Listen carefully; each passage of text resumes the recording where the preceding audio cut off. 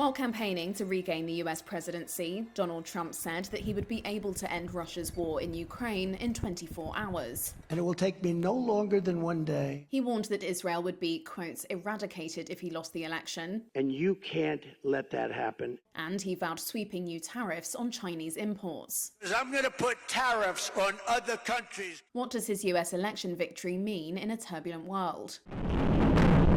Trump's response to Russia's war in Ukraine could set the tone for his agenda. Under President Joe Biden, the US poured in tens of billions of dollars in military and financial aid. Trump criticized the level of US support for Ukraine's war effort and promised to end the conflict before he takes office in January.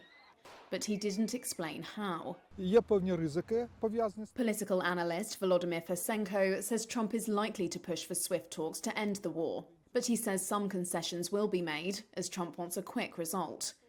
NATO, which backs Ukraine, is also under threat. Trump had warned that he would not only refuse to defend nations, quote, delinquent on funding, but would encourage Russia to do, quote, whatever the hell they want to them. Trump will also confront a volatile Middle East that threatens to descend into a broader regional conflict. Israel is fighting wars in Gaza and Lebanon while facing off against Iran. Trump is expected to continue arming Israel. His policy toward Israel will likely have no strings attached for humanitarian concerns. I'm sure Netanyahu is pleased to see Trump rather than Harris heading for the White House. Bronwyn Maddox is the director of the Chatham House think tank. Trump could make this better, or he could make it an awful lot worse. Trump pledges to impose a tough stance on China, meaning he would ramp up tariffs on Chinese goods. I believe that Trump's threat of 60% tariffs will likely happen. Han Shenlin is the China country director at the Asia Group. As far as China's exports are concerned, by far the largest market is U.S. and Europe. And so they don't necessarily want to fight a two-front war in that trade space.